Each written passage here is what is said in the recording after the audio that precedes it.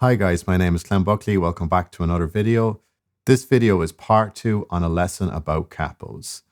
In the last video, I was showing you how to put a capo on and keep your guitar in tune, and a few ideas you can use with the capo to open up ideas for a second guitar part or if you're changing the key of a song. So if you want to check that video out first, guys, the links are below. If not, in this video, I'll be showing you where you want to put a capo if you want to change the key of a song, and what chord shapes you need to use to change it to that key. Or if you want to reverse engineer it and someone you're playing with has a capo on and you want to know what key they're playing in, this will also help you there as well.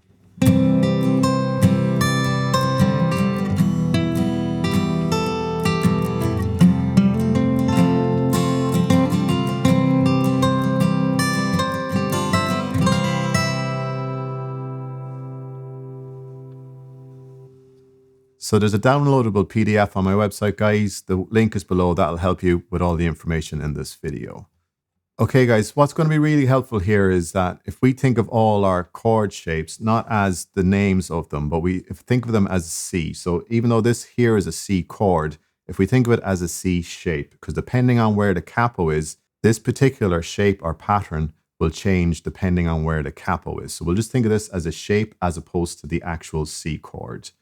Another thing that's in the PDF, guys, is I've given you a few different keys and the chords that are in those keys. I'll be referring to the chords by numbers. This is very helpful. I'll do another video on this, explaining this in more detail, but a lot of people know this already. And if you don't, this will give you a quick, brief explanation of what I'm talking about as well. We'll have a quick look at that there in a minute. But first, let's have a look at what the capo does to certain chords, or vice versa. When the capo's on, what key is that song in? If we look at this chart here, let's just take the C shape for now. So with no capo on, you can see that this C shape is a C chord. That makes sense, doesn't it? Now, if I put my capo on the first fret, if we look here at the chart, you can see I am now playing what is called a C sharp or a D flat. You can hear the chord is raised in pitch, a semitone. If I go up the second fret, this chord now becomes a D, because this note here on the guitar is D. This is the root note of our chord. So playing a C shape, or this pattern, on the second fret capo is a D chord. And so on. I'll just throw it up here on the 7th fret. So playing a C shape here, my root note is here, and this now becomes a G chord. So we can use this chart as well to reverse engineer. If we see someone playing a G, let's say they have their capo on the 4th fret, and they're playing a G, you can come along to this chart here and look for the 4th fret and then go down and see what the shape is, and then you'll see what chord they're playing. So in this case, capo on the 4th fret, if I play a G, I am playing a B major chord. Obviously as well, guys, these letters are just letters. If you want to change them to minor, literally just add an M after it and they'll all be minor as well. So if I play a A minor on the 4th fret here, if we look at our chart, A minor on the 4th fret is a C sharp minor. The chart just says A, but just put a minor after it and you get the same thing. So if I play an A major shape, C sharp. If I play minor, we have C sharp minor. So let's look at this in use. Let's just take the key of D major. Now, I'm just going to use 3 chords from the key of D major. I'm going to use the most common chords, which would be chord 1, chord 4, and chord 5. So you can see on the chart below, chord 1 is D, chord 4 is G, and chord A is 5. So we'll be using the other keys to reference that. Once the 1, 4, and 5 match up, when you start putting the capo in different places, you'll get those same chords. So let's start with the first one. So a capo on the 2nd fret here. You can see that I'm now in the key of C, or the shapes of C major. So a C shape gives us chord 1, which is D. An F shape gives us chord 4, which is G. And our 5 chord is G shape. Let's use this just to make up a little chord. I'm going to play one guitar part as strum chords. I'm going to use just the open chords, D, which is chord 1, chord 4, chord 5, A, back to chord 1. So we'll start off with the C major key. So we're looking at the shapes now. We're not thinking of the key, we're thinking of the shapes. So in the key is C, chord 1 is C, F is 4, G is 5. So they match up here. So chord 1 becomes a D because we're on the capo, 2nd fret. F is a 4, that's a G, and then our G shape is a 5. So let's hear how those two parts work together.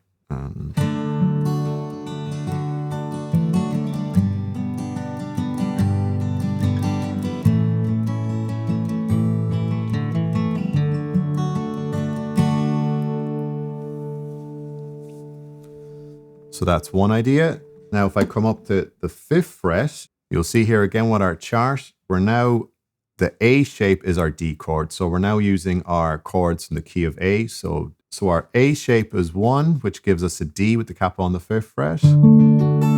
Our D shape is chord 4. This gives us a G. And then our E shape is chord 5, which gives us an A. And back to 1. So let's try that out.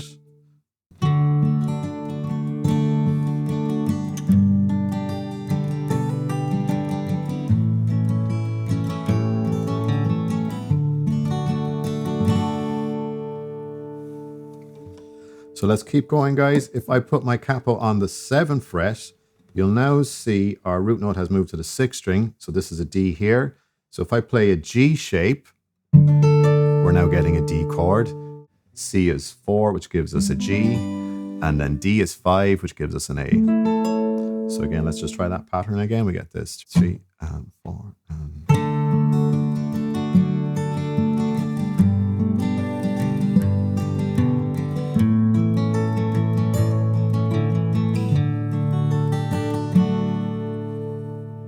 So you can see the higher we go up, the guitar starts to sound really sweet. So in comparison to the strum chords here, we're starting to get some really nice guitar parts. And lastly, this is quite high up the guitar, but if I put my capo on the 10th fret, we're now going to be using the chords from the key of E. So E is 1, which gives us a D. Our A shape is 4, which gives us our G. And then I'm going to play a B7 as it's quite hard up here. Our B7 is our 5, and that gives us an A7. And then we're back to D as an E shape. So again, let's just pick our little pattern there. 3, 4, and...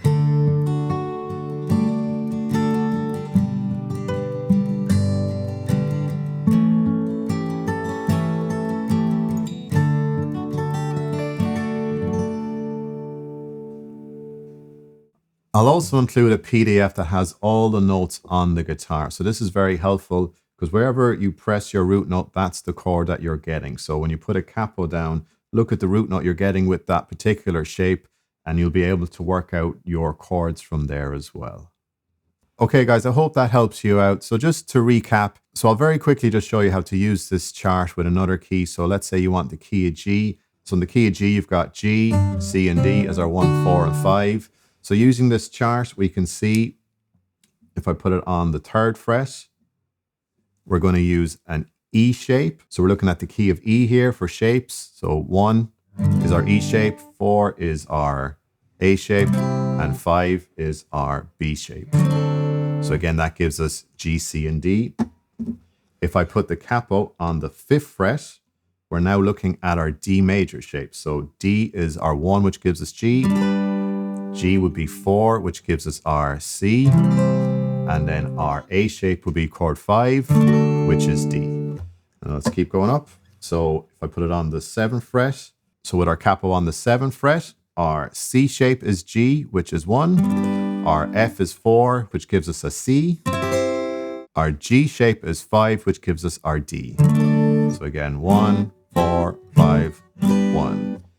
And then lastly, again, quite high up the guitar here on the 10th fret, our A shape is our 1, which is G.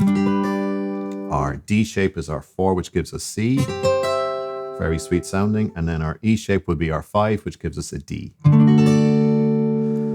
Again, guys, you can reverse engineer that. So if you see a capo, let's say on the 5th fret, and someone's playing a G, you can say they're in the key of C.